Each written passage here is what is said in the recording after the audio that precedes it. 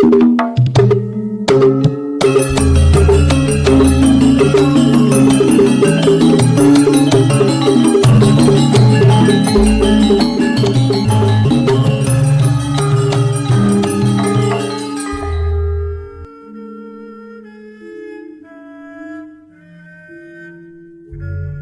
Ibu, para kadang kinasih simbah-simbah lan adik-adik, para rama suster bruder berkah dalem Gusti, sugeng rawuh wonten ing PDSK channel menika.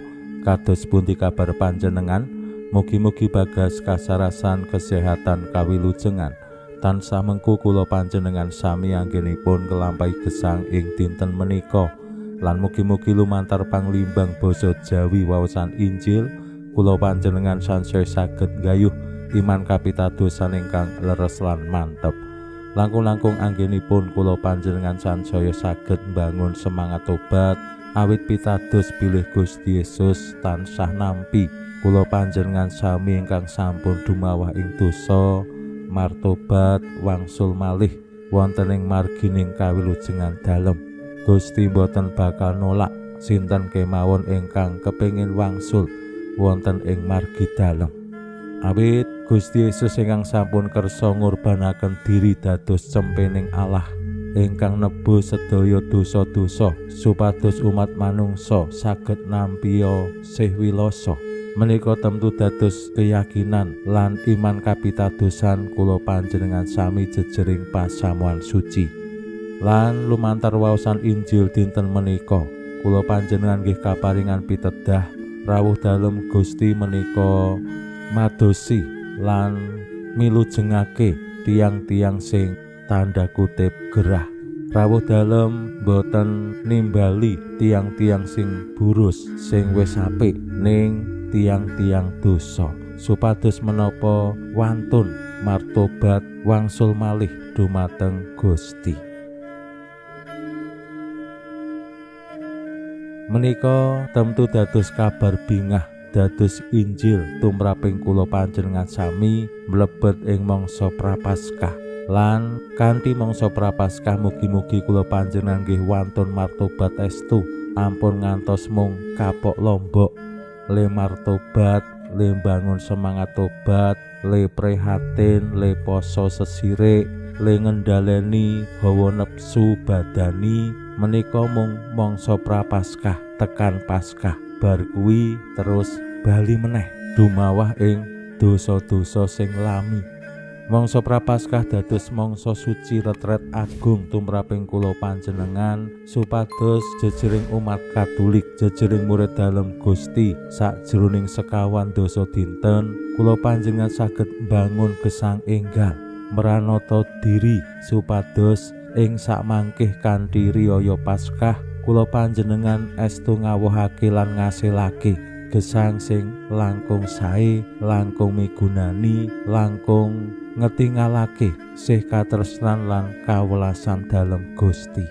Menika tentu sing dados idam-idaman kula panjenengan sami saengga jejering komunitas paguyubaning umat paguyubaning murid-murid dalem kula panjenengan sansaya saged mujudake komunitas sing bahagia, komunitas sing sansaya saged nresnani sinten kemawon langkung-langkung nggih ing paguyuban sansaya saged nyengkuyung ndukung sinten kemawon wonten ing paguyuban boten malih adhedhasar cocok ora cocok seneng ora seneng senasib ora senasib. Nah menika penting supados paguyubaning umat estu dados komunitas sing saged nampi lan tinarbuka sinten kemawon langkung-langkung tiang-tiang sing dosa supados wantun martobat kados ingkang dipun tuladhakaken Gusti Yesus piyambak. Pramila monggo kita pirengaken sabda dalem Gusti ing dinten menika lan kita wiwiti kanthi sembahyang sawetawis. Konjo ing asma dalem Yang Rama saha Yang Putra tuwin Yang Roh Suci. Amin.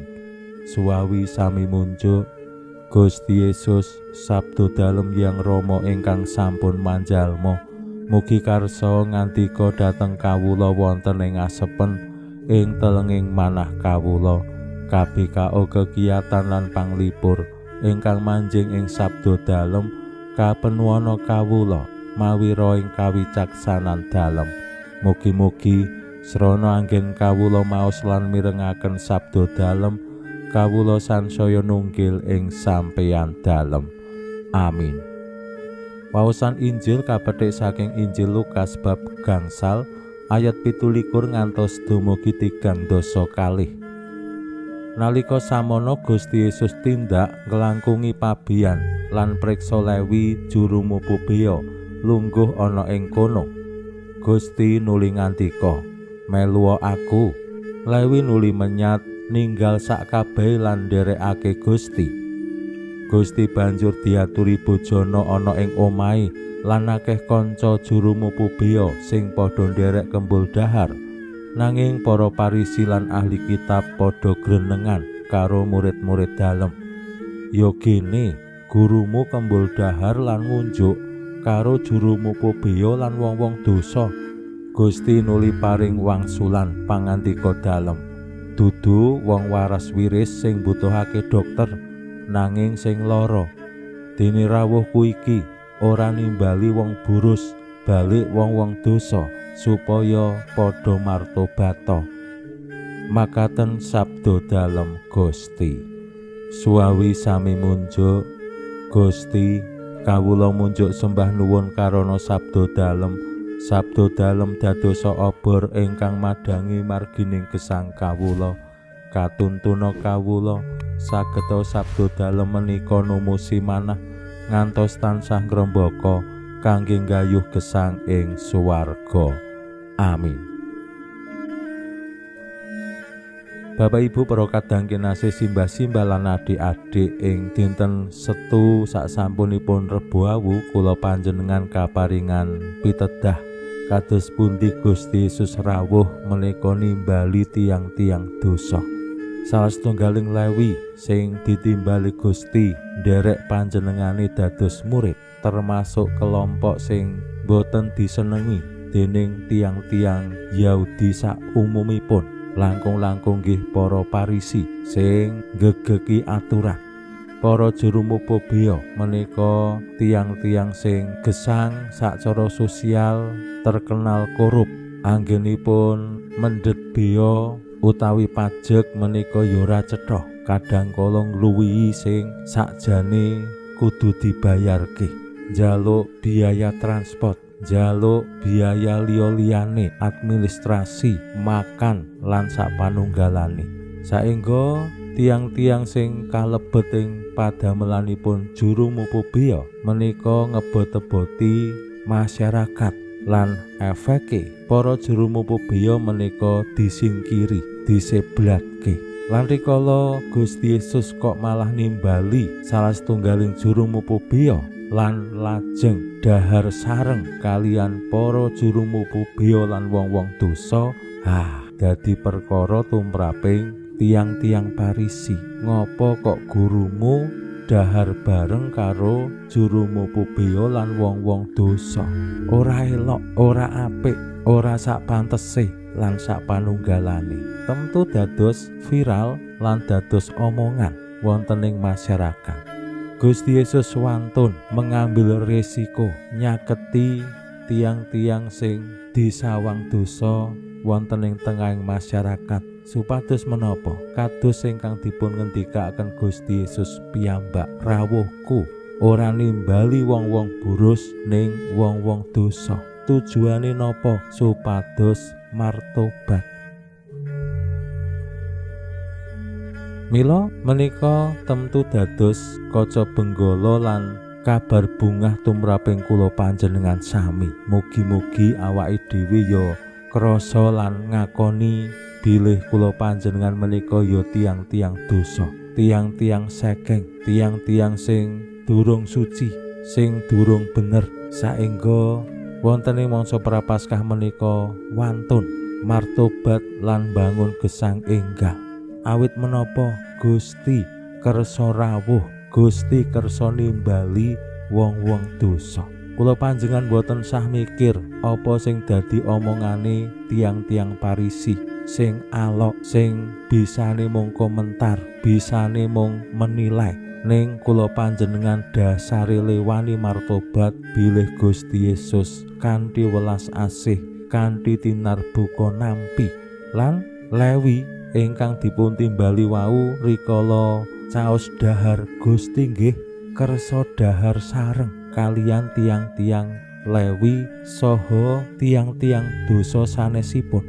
Menika temtu dados kasantosan, dados kekuatan tumraping tiang-tiang dosa anggenipun wangsul wonten ing margining kawilujengan dalem. Awit naminipun nek wis kersa dijak mangan bareng, ateges Gusti Yesus menika nganggep tiang-tiang Lewi lan tiang-tiang dosa menika ya sedulur dhewe. Gusti pengen bangun relasi sing cedhak kalian tiang-tiang menika. Kados simbah-simbah nggih, nek disuguhi tedha menika berarti wis dianggep sedulur dhewe.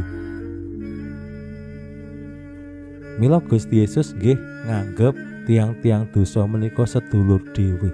Gusti pengen nampi tiang-tiang dosa sing purun martobat dados sederek-sederek dalem.